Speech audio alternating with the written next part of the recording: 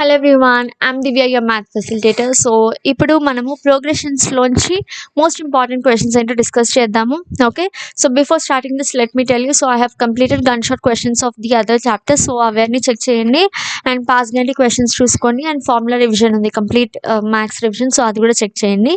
And 200+ part B questions కూడా discuss చేసాం, so అది కూడా చెక్ చేయండి. ఓకే, సో ఇప్పుడు చూడండి, progressions is a I don't say lengthy chapter, but an important chapter where formula based questions ఉంటాయి. So అంత కన్ఫ్యూజ్ అయ్యే క్వశ్చన్స్ ఉండవు, కానీ మోస్ట్ ఇంపార్టెంట్ క్వశ్చన్స్ నేను ఇక్కడ ఒక 6 ఫైండ్ అవుట్ చేసి రాసాను చూడండి.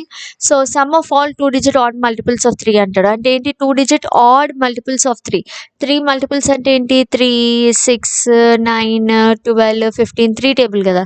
ఇందులోంచి ఆడే కావాలి అంటే, ఆడ్ కావాలి అంటే ఇదిగోండి 6, 12 ఈవెన్ కాబట్టి తీసేస్తారు. అలా తీసేయగా ఇదిగోండి అన్ని 2-digit odd multiples. 2-digit odd multiples అంటే లాస్ట్ ఎక్కడ వరకు వెళ్తుంది? ఇది 99 వరకు వెళ్తుంది కదా. So until 99. సో దీని సమ్ కావాలి. ఓకే, సో ఇది ఒక మోడల్, ఇది SA question. Okay, SA question ఇది. తర్వాత నెక్స్ట్ చూడండి, find the sum of all integers between 1 and 50 which are not divisible by 3. Okay, not divisible by 3 అంటే ఇది కూడా ఎస్ఏ క్వశ్చనే. ఓకే, సో నాట్ డివిజిబుల్ అంటే ఏం చేస్తారు? ఫస్ట్ 1 to 50 మధ్యలో numbers which are divisible by 3 తీస్తారు. ఏంటి ఆ numbers divisible by 3? 3, 6, 9, 12 so on.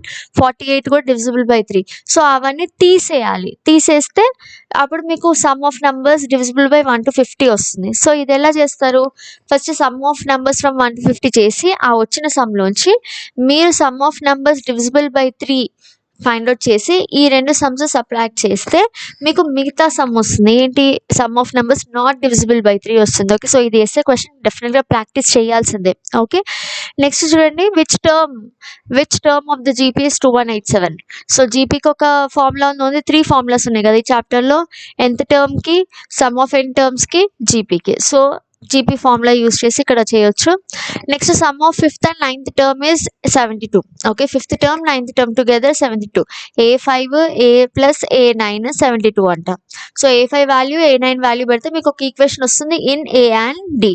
Next A7 A12 7th term 12th term 97 అంట. సో A7 A12 వాల్యూస్ పెడితే మీకు మళ్ళీ A and Dలో ఒక ఈక్వేషన్ వస్తుంది.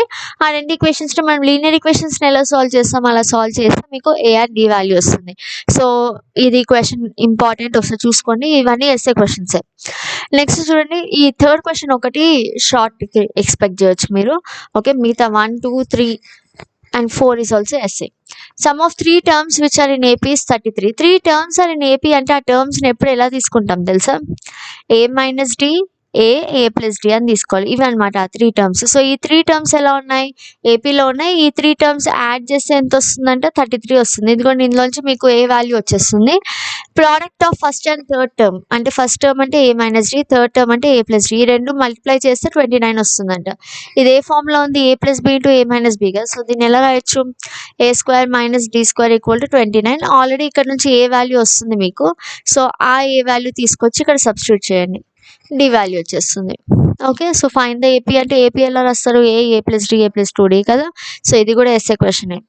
Find K if these are 3 consecutive terms on AP. ఇది షార్ట్ ఆన్సర్కి రావచ్చు. సో కే ఎట్లా ఫైండ్ అవుట్ చేస్తే మనకి ఏపీలో తెలిసింది ఏంది? A2 minus A1 equal to A3 minus A2. Okay, so ఇవి కొంచెం కాంప్లికేటెడ్ క్వశ్చన్స్ తీసుకున్నా.